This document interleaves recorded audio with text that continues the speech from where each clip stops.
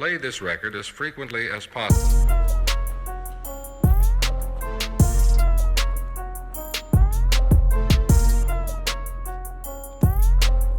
From Columbia, South Carolina. What started in a freshman dorm room is now an official broadcast studio. Host Collin Spiker and co-host Jason Hoffman bring you Do You Agree? The sports talk show. And we back. Do You Agree? The sports talk show. Today is season 4, episode 11 for you guys.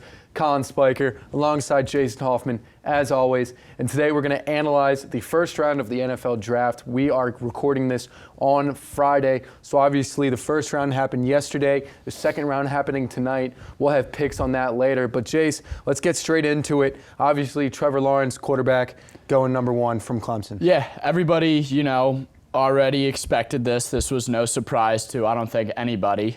This was by far, in my opinion, and a lot of people's opinion, the best talent that the 2021 NFL draft class had to offer. However, a lot of big names that were a part of this class have already came off the board. However, a lot of big names are also still left. I love this class. I think we have the potential to see maybe even like 4 to 5 Hall of Famers in this class alone.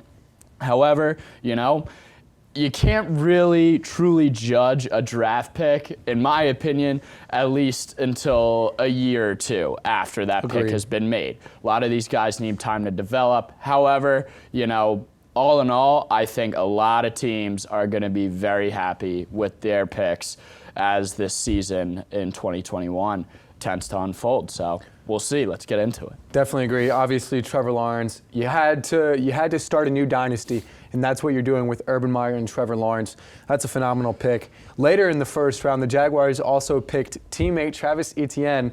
That's a big running back group that they have in Jacksonville. Exactly. The two Clemson teammates for the past 2 to 3 seasons now finally reunite back in the NFL down in Jacksonville, Florida.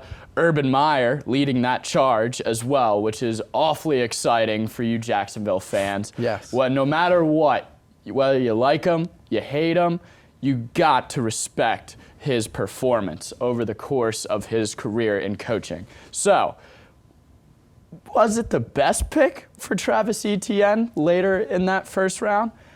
I don't know. But is it super enticing? Oh, absolutely.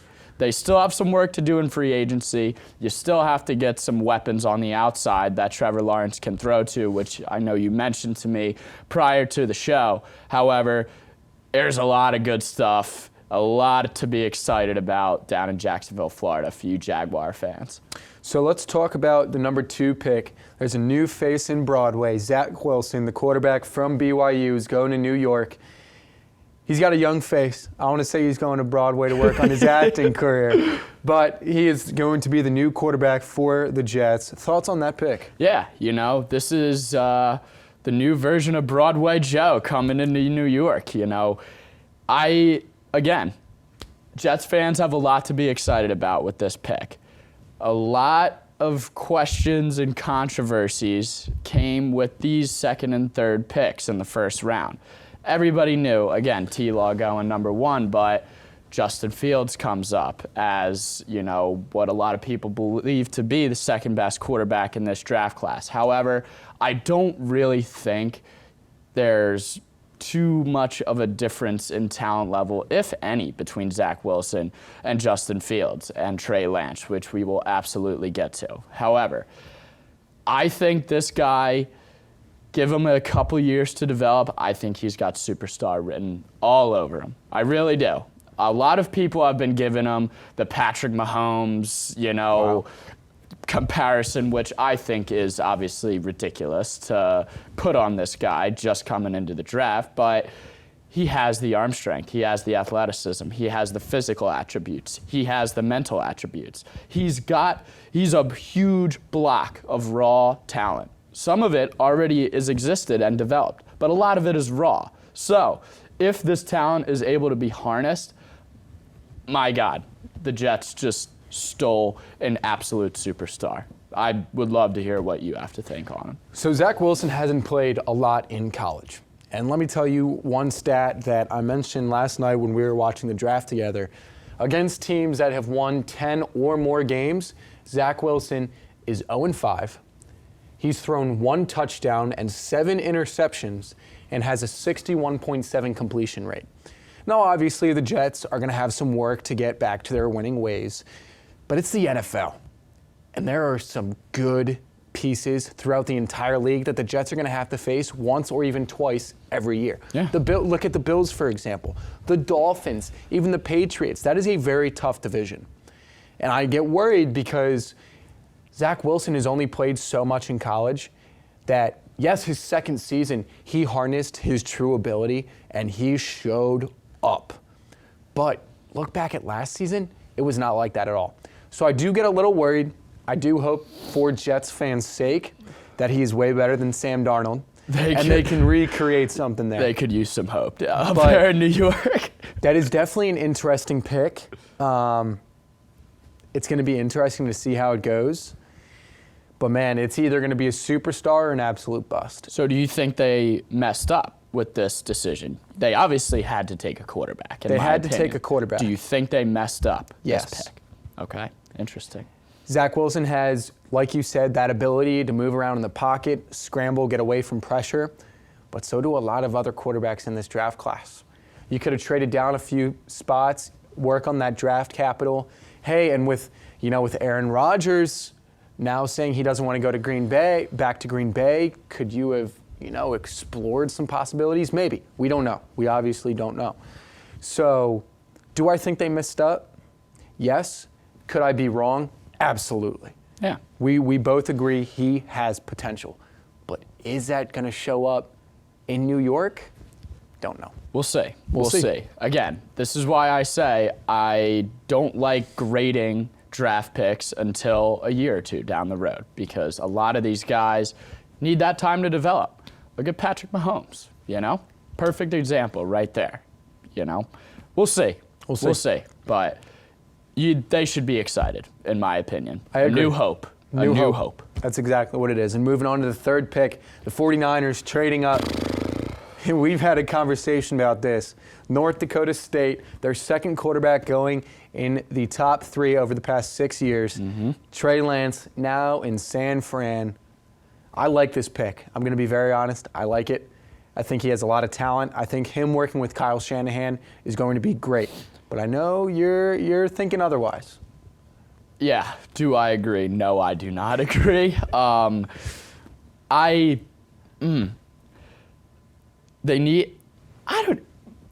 There's so many ways you can break this down, right? San Fran, prior to the draft, trading up to get this number 3 pick, right?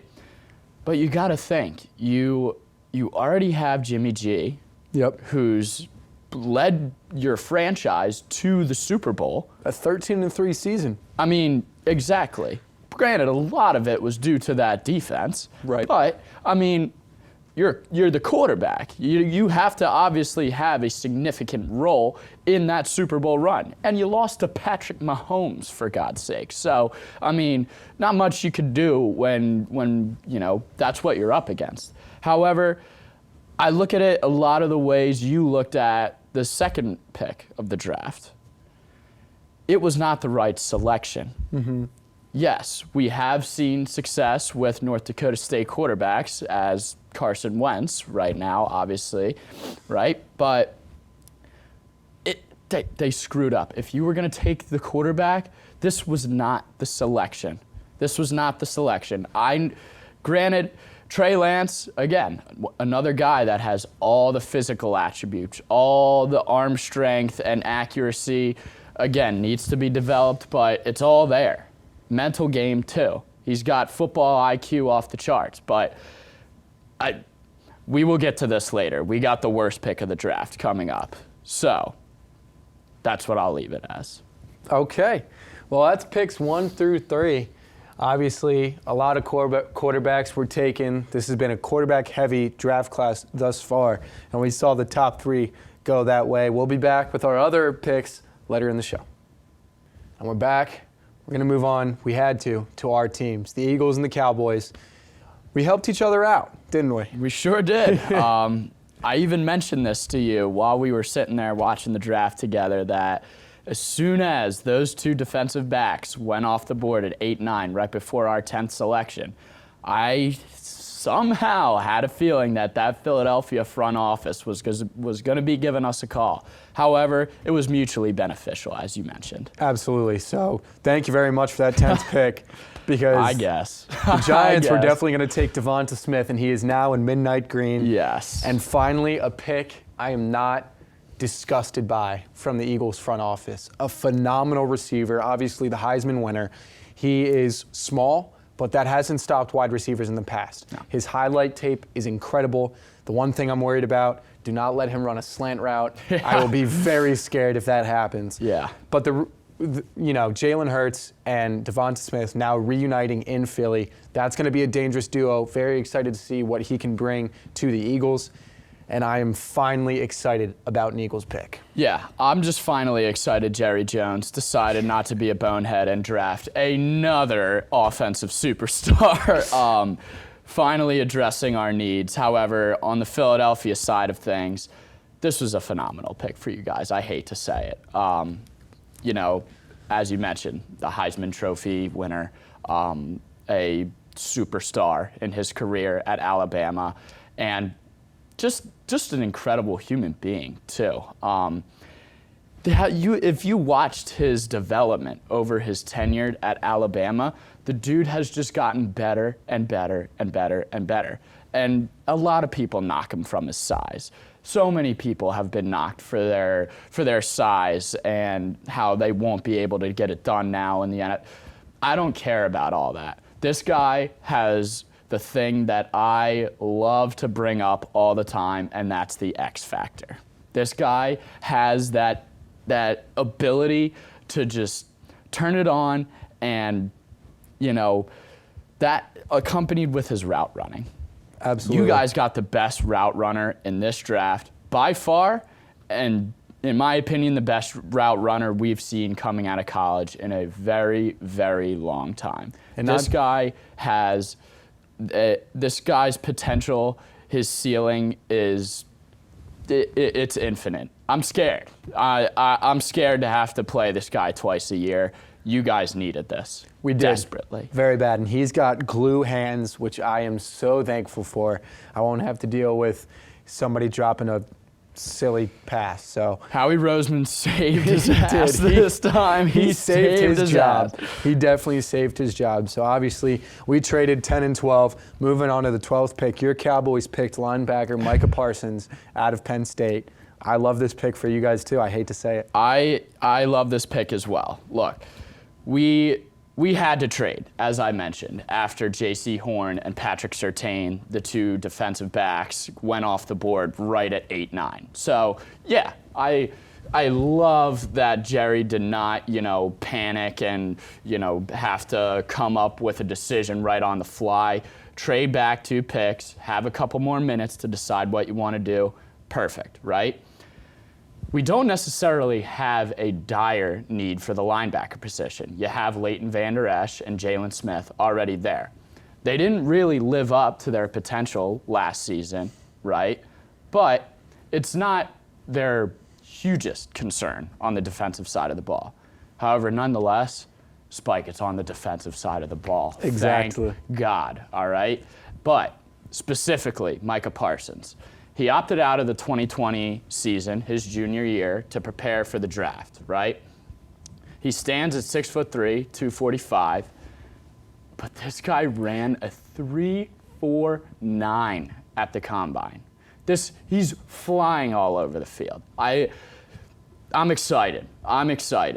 In the 2019 season, his sophomore year, he was the number 3 player in all of Big Ten for total tackles at 109 in just 13 games played.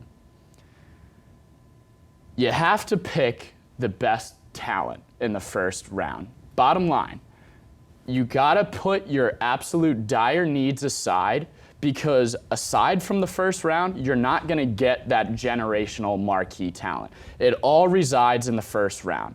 So, That being said, yeah, we probably more so needed a defensive back, but this guy is going to make this whole defensive unit, and especially that front seven, better. Leighton Vander Esch and Jalen Smith are going to get pushed because this guy is going to be flying all over, right? They're going to notice, and they're going to want to, kind of come around and just make everybody better. That's how it works. Football is a game of feeding off of each other, right? So, yeah, I love this pick. I really do. I really do. And second and third round, that's where we go after our defensive backs. But in terms of this particular pick, Micah Parsons, best talent we could have had fall to us at 12 for the circumstances happening at 8, 9. We did pretty well for the cards we were dealt. I'm happy. I'm happy for you guys as well. He brings mentality to that front seven, like you mentioned, that is crucial to any defense. He's going to fly around the field. He reminds me a lot. If he brings that mentality into camp and shows out his first season and can show how he can get better and why he opted out, he reminds me a lot of Jeremiah Trotter. Yeah. And I think he will be all over the field. He ran a 4.39 as a linebacker. Yeah. He's going to be scary. Yeah. And I'm gonna hate having Jalen Hurts try and run away from him. So exactly. It's going to be a lot of fun. Exactly. Our two first-round picks going at each other. It's kind of ironic, too, because one Penn State linebacker, longtime Cowboy Sean Lee, retires just a couple of weeks ago, and we bring one right back in, the young buck, Micah Parsons. I love it. I love it. So how about them Cowboys? How about the Birds? We got it done. We got it done in the first round. We finally are happy. We were both excited last night. I was a little worried when we traded up that we might have been taking a quarterback. I was scared. But it's good to see that our teams made us happy this year. Finally. Well, let's move on to what we can agree the best pick in the draft. The Chicago Bears traded up to that 11th pick in between our teams, and the Giants traded down, and they took Justin Fields, quarterback, the Buckeye. He's going to Chicago, and Andy Dalton is no longer the QB1 for the Bears. Yeah. I think this is easy for me. By far the best move and the best pick in this first round of the 2021 draft. Look, the Chicago Bears have immensely struggled over these last couple of years to figure out who is under center, who their guy is, who the franchise guy is long term. Before yesterday, Dude, it was going to be Andy Dalton. Yeah. And believe me, from this past season, that was not going to be the option, fellas. I'm sorry. Not going to be the option. Nick Foles, his magic only works in Philadelphia. Yep. Not going to be the option, fellas. So, you guys made out like bandits here. Yeah, you gave up a little bit, but it's good. The costs or the benefits far exceed the costs with this selection. And another guy, again, with the it factor. Agreed. He has proven, much like Jalen Hurts as well, to be a elite leader in not just one, but two marquee dominant college football programs, right, starting off in Georgia and then going to Ohio State. Right. And all I needed to see to prove Justin Fields' ability to myself was that college football playoff game against Trevor Lawrence and Clemson.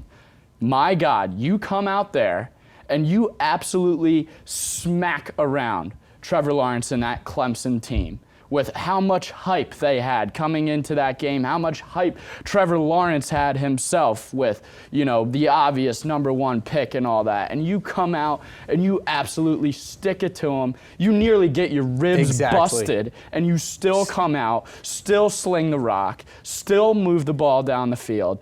I mean, gutsy, absolutely, heart, grit. It doesn't matter about his size. Drew Brees and Russell Wilson have already proven to us that you don't need to be a physically dominant player to be successful at the quarterback position in the National Football League. I love Justin Fields. He's a guy that shows up, shuts his mouth, and gets it done. Chicago, you made out on the right end of the stick here. Congrats. You found your guy, and it's about time because that offense, it's good. The one part that was missing was a quarterback. You have Tariq Cohen, you still have Allen Robinson, and now you have a quarterback that can scramble, get some extra yards, or sling it downfield. Exactly. Chicago, you guys found your guy. You did. Best pick in the draft, 100%. Absolutely, I agree. Very surprised he fell down this far, and I'm glad somebody came up to get him because the Bears got him. The Bears got him. All right, well, let's move on.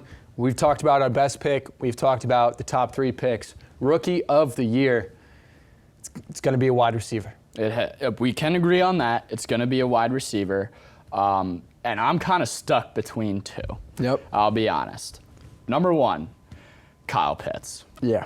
I mean, there's a reason this guy was the highest drafted tight end in NFL history. And one of the highest graded tight ends in NFL history. Exactly. This guy just screams mismatch. It doesn't matter where you line him up. Yeah. You can line him up on the line at tight end. You could line him up split out. You could line him up in the slot. It doesn't matter. You line him up in the slot, he's absolutely abusing a cornerback with a jump ball situation. All you got to do is just lob it up to him. Right. If you put him in the slot, he's running right by a linebacker. He's running right through safeties. You line him up on the line. I mean, again, linebackers cannot keep up with this guy. He's got the size, he's got the speed, he's got the hands, he's got it all. And with that Atlanta offense, as potent as it already is, with already Julio and Calvin Ridley on the side, now you throw in Kyle Pitts, I mean, the distractions are already there. Who are you going to cover? Right. Who are you going to cover? You got 3 guys that can beat you at any play. So, Kyle Pitts, my number 1 option. And I hate to say it. My other option, I mean, it's got to be Devontae Smith. He's going into a perfect situation in Philly. I think he's easily going to be their number 1 receiver, right? I agree, yeah. But he's also going to make that receiving core better. I think this could be the coming out party that Jalen Reagor needs. I like right? that. I like that. I think Devontae Smith is going to be not just beneficial to Devontae Smith and Jalen Hurts, but Jalen Reagor as well. Because, not a hugely successful rookie year. No. But not all the pressure's on him now. Yeah. He's got another counterpart. And Jalen Hurts, again, young, developing quarterback now. He's got 2 guys that, are very high potential players in the wide receiver spot. Guys that the Eagles have not had in the receiver position that are dependable and reliable to catch the football. And he's the Heisman Trophy winner. Exactly. He's the Heisman Trophy winner for a reason, which we already had talked about. Yeah. I mean, he's my rookie of the year as well. You look at that offense, they are young, but boy, do they have potential. You're looking at Jalen Hurts, Miles Sanders, Dallas Goedert, Jalen Reagor, and now Devonta Smith. That is a phenomenal offensive playmaking team, and I think Devonta Smith is going to be that number 1, like you mentioned, because Alshon Jeffrey was released. He's going to be dangerous. I'm just hoping he doesn't get injured because obviously Reagor was out for half the season last year. If Devonta Smith can stay healthy and he can work against the NFC East defensive backs, which I do think is a very high possibility, it's going to be a good year for Birds fans, and I'm very happy with that. And I like what you said about Kyle Pitts. We're going to get back to that in a second, but before we do, let's talk about the worst pick, and I'm going to start this one. Go ahead. Joe Burrow, former number 1 pick, tears his MCL and his ACL, and obviously everyone's thinking, you got to protect the guy. He's your franchise quarterback. Yeah. Look at the Bengals. They were good before he got injured. Yeah. They were doing very well. So, hey, let's draft the best offensive line that the draft has seen in a while. In my opinion, probably the most obvious Hall of Famer in Penei Sewell coming out of Oregon in the entire draft class. Let's get him. Actually, you know what? Let's get Joe's boy, Let's get Jamar Chase. Now, is he a threat? Yes. Is he a playmaker? Yes. Are you protecting your franchise quarterback with a wide receiver? No. Absolutely not. If Joe Burrow gets under heat and he gets another injury, the front office in Cincy will be heated with this pick. Obviously, there were 3 different teams that have a quarterback and wide receiver reuniting. This was not it. I really don't think this was it. It's a great pick. Do not get me wrong. He is talented. One of the best receivers in the draft. Probably top 2, him and Devonta Smith. Absolutely. But you gotta protect your quarterback. Yeah. You have to. And I will be shocked if the Bengals don't try and do that in the second round, but you have to. And this pick seemed very obvious for a lot of reasons that Joe wanted his number 1 target. I mean, there was a story earlier in the morning that Burrow texted Jamar Chase and told him said, to pack his your bags. You're coming to Cincy, right? So I'm going to comment on your selection before I give mine for worst pick. I completely agree with you. If there's anybody in this draft that is the most likely to be a Hall of Famer, it's Sewell out of Oregon. Aside from the quarterback, the most important position on the football field is the left tackle. They protect the blind spot, right? Desperately needed in Cincinnati. Cincinnati went for the headline pick. They went for the storyline. Yeah. We'll see. We'll see if it comes back to bite them in the butt. However, that's not my worst pick selection. All right. My worst pick selection comes at the number 3 position. The 49ers selecting Trey Lance. Here's why. Again, as I already mentioned, you have Jimmy G, okay? Proven, has led you to a Super Bowl. Got hurt last year, but again, it was unlikely, even if Jimmy G stayed, that they would have made a run as such because their whole defense was hurt, basically, as Right. well. Yeah. So it was not going to be the year. Nonetheless, though, if you really have your doubts about Jimmy Garoppolo, and we're going to select a quarterback regardless, which I really don't think is the most dire needed position for that franchise anyhow. But if you were going to select a quarterback at number 3 after T-Law and Zach Wilson already goes off the board, I mean, Justin Fields, dude. Yeah. Justin Fields. Trey Lance is not the right guy to take there if you were going to take a quarterback. Justin Fields in my position was the second best quarterback in this entire class. But what? But you're gonna take a gamble on Trey Lance out of North Dakota State? Yeah, they have a good history with quarterbacks as of recent memory with Carson Wentz, but Justin Fields is by far the more NFL-ready quarterback. And again, he's proven it on the biggest stages. That Clemson game, again, I will hammer it home. That is all I needed to see to sell me on this individual. He's got those intangibles, those attributes you can't teach. Mental strength. Mm-hmm. He has it. Granted, Trey Lance has a lot of potential and a lot of good physical attributes that Justin Fields does not possess. But he's proven it at not just 1, but 2 powerhouse juggernaut college football programs. And, I mean, it wasn't the right selection. You didn't even desperately need a quarterback in the first place. Yeah. And then you messed up your quarterback selection. I don't know. Again, you got to take, in my opinion, a year or 2 to actually, decide whether or not it was a good or a bad pick. But if I have to pick a worse pick, the Niners messed up with this one. All right, so obviously I agree, Justin Fields, his talent, incredible. But a couple things with Trey Lance. The front office of the 49ers didn't tell any coaches or scouts they were picking Trey Lance, and they found out when he was picked. Which is also sketchy. I know. I don't know. Like, what are you doing here, man? Trey Lance, in his IQ test and his polygraph test, was apparently the smartest and the most intuitive quarterback in the entire class, which intrigues me a bit. Maybe he does have that vision that some quarterbacks is that one thing a lot of quarterbacks lack in the NFL, and maybe he does have it. Last time a North Dakota State quarterback was taken, in his second year, he led a team to a 13-3 record and would have won unanimous MVP had he not torn his ACL. And we all know who I'm talking about, Carson Wentz. So maybe North Dakota State has something in that quarterback room. Who knows? But I agree, you gotta wait a little bit to judge this pick. What I would have loved seeing is Kyle Pitts here. Exactly. Line up Kyle Pitts and George Kittle. Exactly.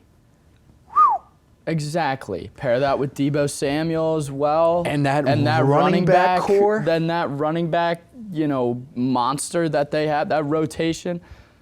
You didn't need to expend a third overall pick on a quarterback when you have Jimmy Garoppolo, who has been proven to do enough to lead you to the big dance.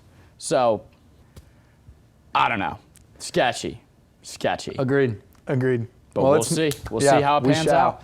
And let's move on now to another great and poor pick that we want to throw out there very quickly. For me, a great pick, Kyle Pitts. You can line him up anywhere, and especially on that wide receiver team with Julio Jones and Calvin Ridley, Kyle Pitts is going to be dangerous. Oh, yeah. You can line him up in the slot. You can line him up solo on his own in wide receiver or on the line with Hayden Hurst. He's going to be great. And I was just going to mention, you got Hayden Hurst, the Gamecock, on the other side of that line. Exactly. So it's exciting. And then one poor pick. This is obvious for me, especially with the Aaron Rodgers news. Packers, again, do not help A-Rod in the draft. They go defensive back, which is even a more interesting pick in my mind. Is you don't take the best one, you take Eric Stokes out of Georgia. He's a good corner, but he wasn't the best on the board. But Aaron Rodgers has told you, I do not want to come back to Green Bay, and you totally disregard what he says, and you help the defense, which Elijah Moore out of Ole Miss is still on the board. He's still on the board. And those wide receivers, who's your number one? Valdez Scantling? That threw me for a little bit of whirlwind there. You're forgetting Devontae Adams. And Devontae Adams. That's okay. Maybe the best receiver in football. Yeah. But no, I do agree with you. You got Aaron Rodgers, who desperately wants to go out the door, and you don't do anything to address that. You don't do anything to entice him to stay. So, yeah, I agree. Don't forget Devontae Adams. Don't forget Devontae Adams. Exactly. Dang. I don't care how loaded that Green Bay offense is. You're not going to do anything if you don't have number 12 under center. Agreed. You're not going to go anywhere. That guy is and has been the glue in Lambeau and Green Bay for so long. Look at some of the best wide receivers in history, right? Randy Moss. Who did he have for his quarterback for the second half of his career? Tom Brady. Mm-hmm. DK Metcalf, nobody expected him to be as good as he is. He is Russell Wilson. Yeah. I mean, Calvin Johnson had at that time, a prime quarterback in Matthew Stafford. Gunslinger. Matt Ryan in his prime with Julio Jones. You need to have a quarterback, and you said it yourself, that offense will not be nearly the same. Devontae Adams will not nearly be the same if number 12 isn't on that team. No, I don't know what you were thinking here, Green Bay, but you might want to kiss Aaron Rodgers goodbye. I don't think you're not looking good as of right now. Yeah. You're not looking good. Another quarterback that could be on the market, which is going to be very interesting. Yes, very exactly. Interesting. The most talented, arguably ever, quarterback potentially entering the market. So we'll see. Another honorary side note, great pick I would like to bring up. The Miami Dolphins selecting Jalen Waddle out of Alabama. This guy, I know, it's a bit of a stretch. Might not be, actually, but a lot of those ESPN draft analyses love to give Jalen Waddle the comparison to Tyreek Hill. Yep. And rightfully so. This guy is an absolute speed demon. He's another cheetah. Like, if you watch his highlight tape, that highlight tape they showed on draft night last night, you could pick whatever angle of attack you want at this guy. It doesn't matter. You're not going to catch him. Right. And now you bring him alongside another former college teammate, Tua. I mean, I'm excited, man. Miami is developing. They are developing. Miami is coming up. So I'm very, very excited to see what Jalen Waddle can do. Having been hurt for pretty much all of last season in that historic Alabama run, and might arguably be the best team in college football history, right? But this guy, again, haven't seen him last season, right? People are, starting to forget about how electric and how much of a game changer he is. I think he can come out and take the league by storm. I think he's going to be an absolute stud. And that's the third quarterback wide receiver duo that we've seen from college into the NFL, Tua and Jalen Waddle. Exactly. Now on the Fins. Well, let's wrap it up. What do you want to see in round 2? Obviously, we're recording this prior to round 2, so let's see if we're right or wrong. But for me personally, the Eagles, we got our wide receiver. Please, you've done so well thus far. Help our defense. Asante Samuel Jr., you can learn from his dad and Darius Slay. I love that idea. And then obviously the inside linebacker, Jow from Notre Dame. He's a monster. Yeah.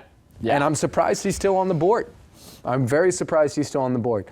Couple of the draft ideas have him going to the Birds, and I'm a big fan of that. Yeah. But Eagles, help the defense.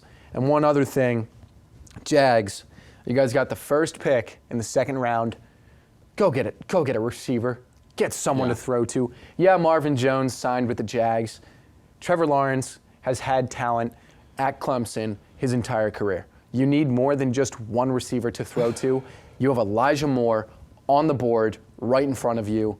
Jacksonville, get it done. Yeah, absolutely. I'm going to do the same thing. I'm going to comment on my team's needs and then give a specific need for a specific dire need for another. The Cowboys, again, much like you said, for God's sakes, go out and get a defensive back, please, please.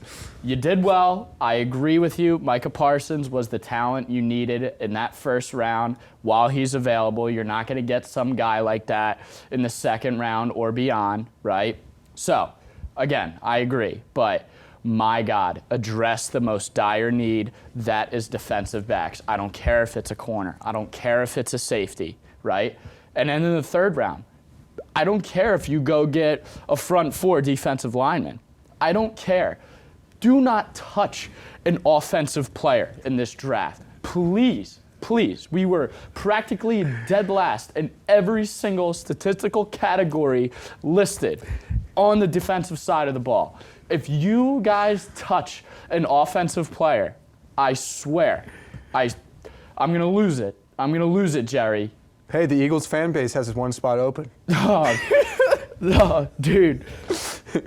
Please, go defense. Dak Prescott said it himself prior to the draft. I think it's a no-brainer. This draft needs to be all about defense. You're right, Dak. You're right. You guys on the offensive side of the ball, you're good. You're good, bro. You got your running back tandem of Zeke, Tony Pollard. You got all the receivers and pass catchers you could ever imagine. Maybe the best receiving core in football. Please address the league's worst defense right now. Please. And then, as you already mentioned, the Bengals. The Bengals. Yeah. You need to draft at least 2 to 3 linemen in the remainder of this draft. Agreed. Jamar Chase, all right, cool. You got your headline guy, you got Burrow's buddy, you got the quarterback receiver chemistry already pre-existent, right? That's awesome. That's awesome. But it's to no avail if you can't even get him the ball. Right, exactly. Or stay on the field. You need, again, I will say it again, aside from the quarterback position, the most important position on the field lies with the offensive line. We've proven it. The Dallas Cowboys are the proving factor of that. Agreed. So, get it done, Cincy, and my God, Dallas, get some defensive backs, please. Well, we'll see what happens. Hopefully our dreams do come true. But that's going to be the analysis for round 1 of the NFL Draft. As always, Collin Spiker, Jason Hoffman for Do You Agree, the Sports Talk Show, Season 4, Episode 11. We will talk to you all soon. See ya. See you, fellas.